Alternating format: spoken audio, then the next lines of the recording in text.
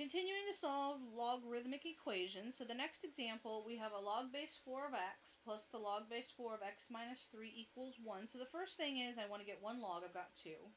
And so I've got to combine them. Remember, the plus means we multiply.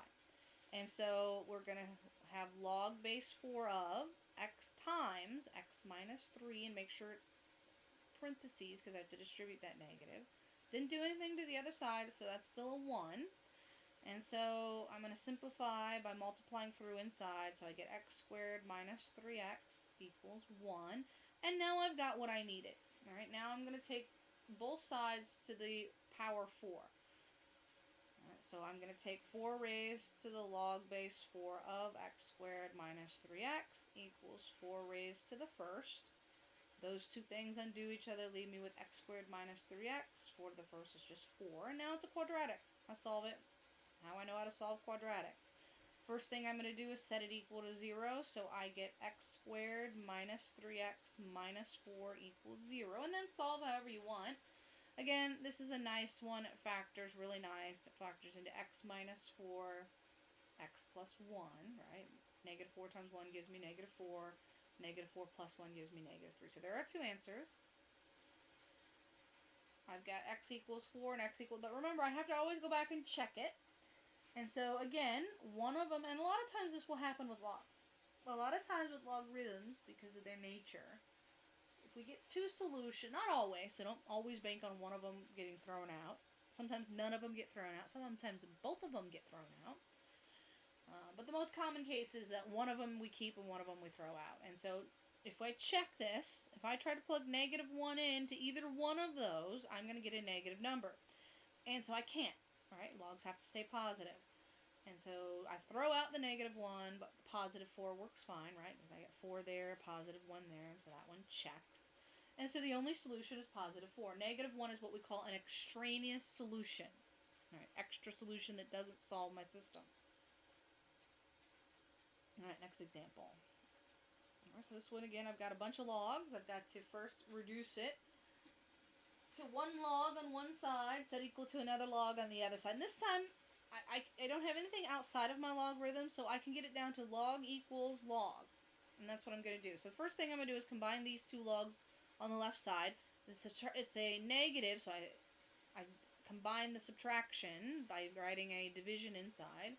So it's log base 10 of 2x plus 6. Divide by x equals log base 10 of x plus 7. Since it's the same base on both sides, my uniqueness property says, well, that means that what's inside has to be equal. So in my next line, I can drop the log base 10. I could just rewrite the 2x plus 6 divided by x equals the x plus 7, and then solve my rational equation. Alright, so my first thing would be to get rid of the divide by x. I'm going to multiply both sides by x. And so here I'm going to be left with 2x plus 6. Here I'm going to be left with x squared plus 7x. And then it's a quadratic. I'm going to move the 2x and the 6 to the other side. And so I'm left with 0 over here. X squared minus, not minus, plus 5x.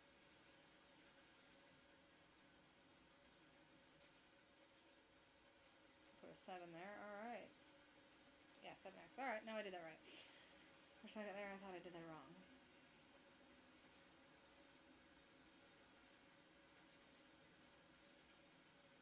Alright, and I believe that does factor nicely. I'm going to double check. My brain was... So minus 2 gives me a 5x, minus 6, x squared. Okay. And so it does factor nice. X plus 6, x minus 1, right? 6 times negative 1 gives me my negative 6. 6 plus 1 gives me my positive 5. And so I do have two answers, x minus 6, x plus 1, x equals 1.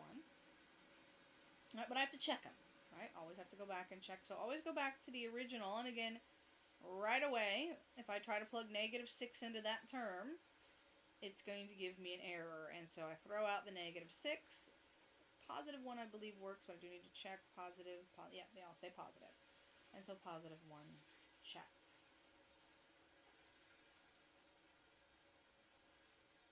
Alright, do one more and then we'll stop this video and then I'll pick it up in the next video. Just keep my videos fairly short.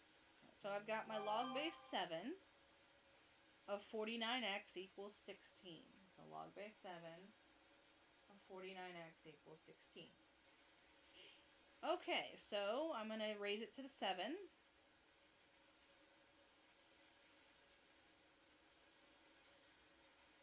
And I'm going to leave 7 to the 16th because that is a really big number.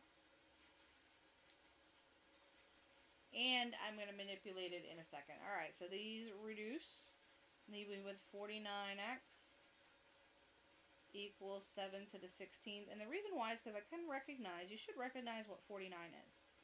49 is the square of 7. So I can rewrite 49 as 7 squared. And so 7 to the 2x equals 7 to the 16. And now I've got the uniqueness property. I know that 2x has to equal 16. Divide out my 2, and x equals 8 is my n. And I should check it. And it checks. Actually, this one I could have plugged anything I wanted into it. All real numbers. Alright, and there is an alternative way you could have done that. And if you wanted to use the alternative way, you could have. But I'm going to leave it. Alright, so this is the way I'm going to solve it. Alright, so we'll stop there. I'll pick up the next set of solving logarithms in the next video.